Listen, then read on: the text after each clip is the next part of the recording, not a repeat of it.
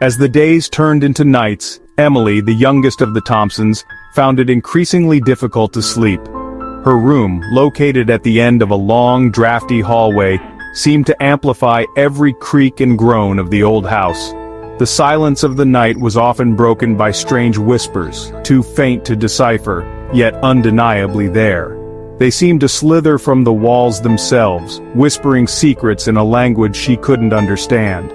At first Emily dismissed them as figments of her imagination, but the whispers grew louder each night. They seemed to circle her bed, swirling around her like a cold, unseen wind. One night, she woke with a start, her heart pounding in her chest. The whispers were so loud now that she could almost make out words, though they remained tantalizingly out of reach.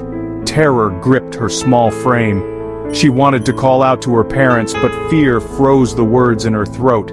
Pulling the blankets over her head, she squeezed her eyes shut, trying to block out the terrifying sounds, but the whispers persisted, seeping into her dreams, turning them into terrifying nightmares.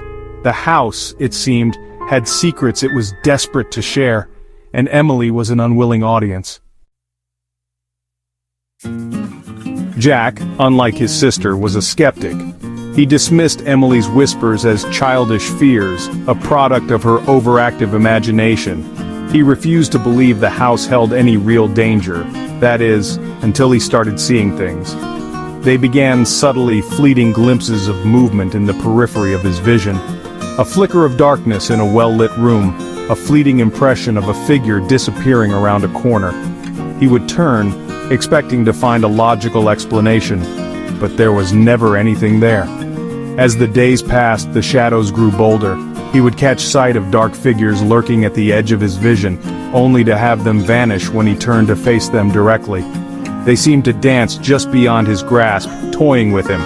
One evening, as Jack made his way down the grand staircase, he swore he saw a tall, shadowy figure standing at the bottom, shrouded in darkness. Its eyes, 2 points of malevolent red, locked onto his. Jack froze, his blood turning to ice. He blinked, and the figure was gone. He was left trembling on the steps, his heart pounding in his chest. Jack, the skeptic, could no longer deny the feeling that they were not alone in the house. Eleanor Thompson, a woman of quiet strength and deep intuition, had been uneasy about the house from the moment they arrived. The oppressive atmosphere, the constant chill that clung to the air, and the feeling of being watched all served to heighten her anxieties. The children's stories, though unsettling, did not surprise her. She too had experienced the strange occurrences that plagued the old mansion. Eleanor found herself plagued by vivid nightmares, each more unsettling than the last. She would wake in the dead of night, her heart racing, her body slick with cold sweat. The dreams were always the same, shadowy figures closing in on her, whispering threats she couldn't quite make out. The feeling of dread that lingered long after she woke up was almost unbearable. But it was the cold spots that truly unnerved her. Certain areas of the house were inexplicably cold, the temperature plummeting without reason. She would step into a room and be met with a wall of icy air, as if an unseen presence had just vacated the space. The cold was different from the natural chill of the old house. It was a bone-chilling cold that seemed to seep into her bones, leaving her feeling drained and uneasy. Eleanor couldn't shake the feeling that something was terribly wrong.